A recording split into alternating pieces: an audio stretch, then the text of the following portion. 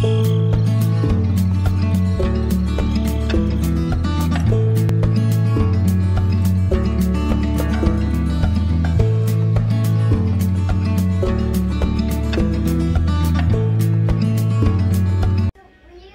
y'all, in just a minute we're going to try the new meat grinder.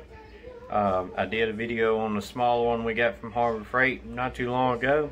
It worked pretty good for small stuff, but since we're going to process these hogs ourselves now because the slaughterhouse wants too much money to do it, we ended up getting a commercial one. Hopefully it'll work fine for it. I got it unboxed and we washed it, but this will be the first time trying it. Last time we did pork and made some sausage. This time we just got a roast and a beef roast, and we're just gonna try the grinder out more or less. But anyway, I think it'll do a good job, and this is it. This is a Cabela's commercial, Carnivore. This is number 12, and it is 3/4 of a horsepower. Supposed to be commercial grade. It's got forward and reverse, and you can hook some different attachments to it to use it, like a foot pedal and tenderizer, and I forgot what all. I'll have to look on the box and stuff. It's got a cool little drawer to keep all your extra pieces in. It's got a gel, a cool pack. It's in the freezer right now. That goes around here to keep the tube cool, and you can buy some extra ones where if you're using it a lot, when that one gets hot, you can switch it off to another one. I got a meat tub here from Bass Pro with it, and that's where this came from. So we're gonna give it a try. All right, ready to give it a try?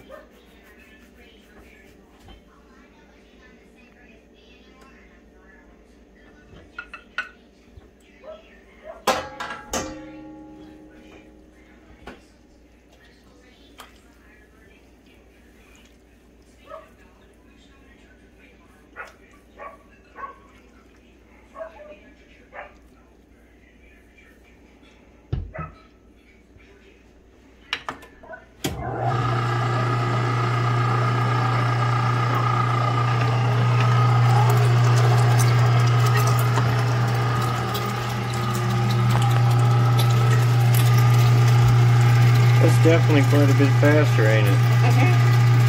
Don't even have to push it.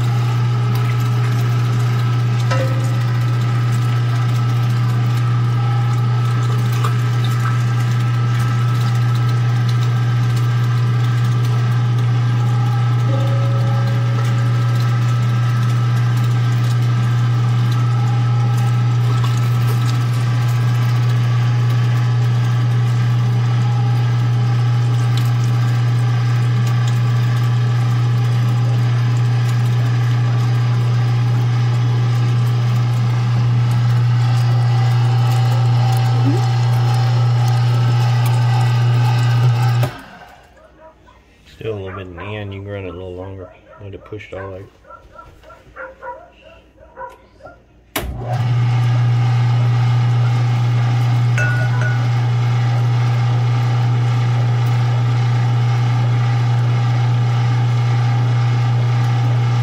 I guess I'll spread all over the push.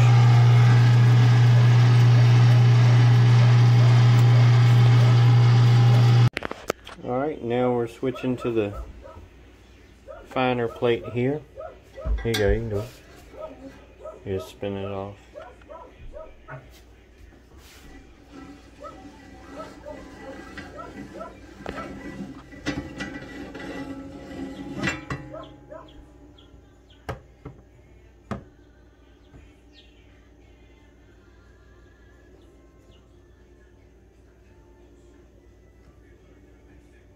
Need something to prize it with? No, I just had to find the groove.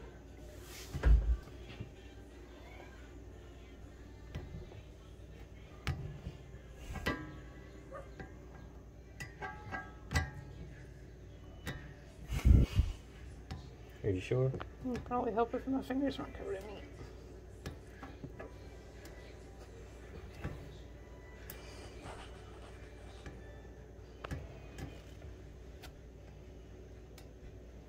They should send it. That's not a good idea.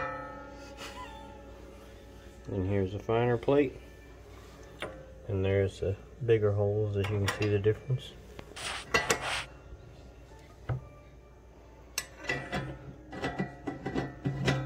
It also got the sausage stuffing attachments, but we're not going to get into all that right now. Ready? Put this over here. I'm going to turn it on so it doesn't get all greasy.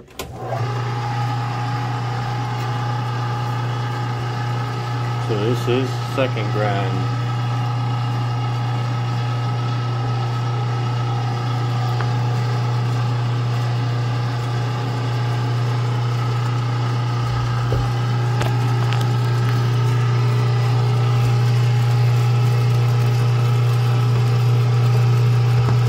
That'll work good. That's where it actually looks like paper. Yeah.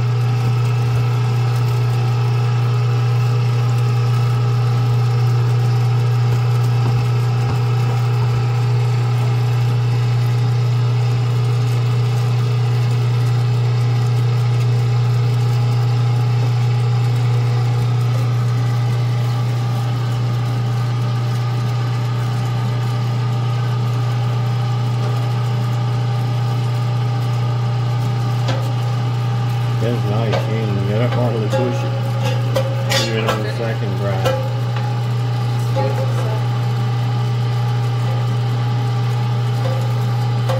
You do push it, it like compacts in there.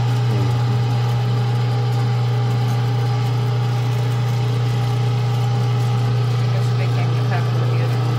Like stuck up. Yeah. The other one was a lot smaller.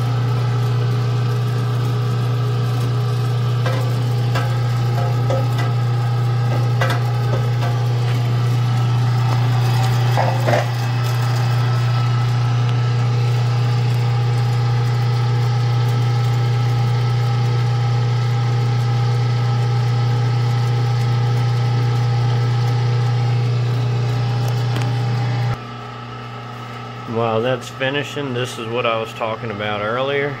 This is a cuber tenderizer you can add to it, attachment, a tomato strainer and juicer, commercial grade 50-pound meat mixer, tilting, and a burger patty maker, jerky slicer, and the electric foot pedal.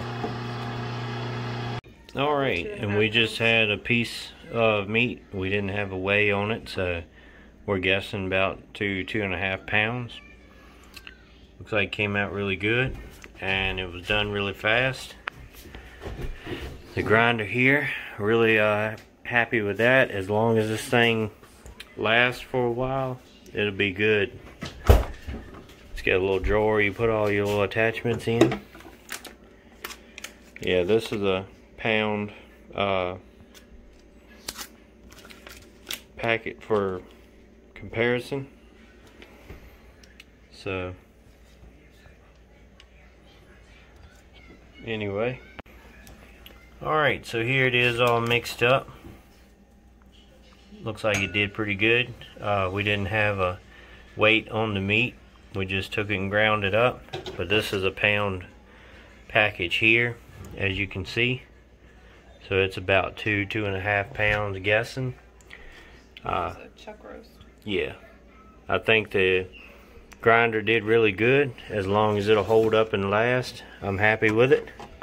It's got a little drawer to put all your little attachments in. Alright, for cleanup on the small one, the big hole wasn't really stopped up, but the smaller one is. She's got a spaghetti noodle here, or a toothpick or anything like that will work. Bottle brush. Say it again. Dr. Brown's bottle brush for the tube insert. Works really well to clean the inside of them because it fits in the little Dr. Brown's bottles. Cool. And that way you get all the meat out of them. Alright, I got both of them lined out here to give you a comparison. This is a much bigger grinder. I didn't see anywhere on that small grinder or looking it back up online that gives you a size, but this is the little feeding tube up here, and then where the auger goes as compared to this one.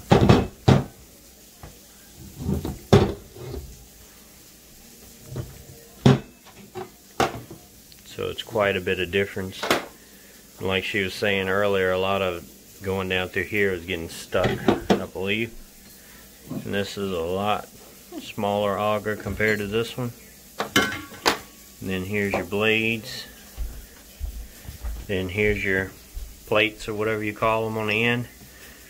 The holes here are a little bit bigger than this one, but they're pretty comparable. But as far as the actual plate, it's probably twice the size. If I had to guess, I would say this one's a number 6 or maybe a number 8, but I'd say 6, just guessing. Then your finer holes. Then you got this one here that didn't come with this one, but you can buy the different size attachment things, plates. And here's your dish, which really doesn't make much difference, but you can definitely get a lot more in here, which is small and slow as that one is, that's plenty. But this one here, you can fill it up and feed it on in. Here's your screw on the end, which, you know, a small one like that does just fine, I think, but this one's easier to take off with the leverage than just the plastic little pushing thing. And this actually goes on the front of the auger like that, and hard to do with one hand, but it catches that and you can pull it out using that.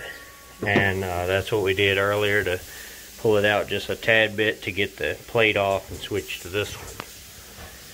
But anyway, it's a big motor. It's got a lot of air-cooled stuff, it says. And this one here, you can definitely tell the difference. And this one has reverse, this one does not. And this is the cool thing that I was talking about that you put in the freezer. Goes around the thing like that to keep it cool in there while you're running it and stuff. And you can buy extra for using it a long period of time. Alright, I don't remember how much meat it said it'll go through. I'll have to look that back up, but here's some of the specs on it. As you can see, it's got heavy duty gears in there, and it's got the airflow design to reduce heat. And this is talking about the cooling pack going around to keep the meat cool while you're grinding it, and all of that, and all your little pieces that comes with it, all the stuffer and stuff. And there's that auger puller that I was talking about. Alright, I just looked it up, and it says that it effortlessly grinds 8 to 10 pounds of boneless meat per minute.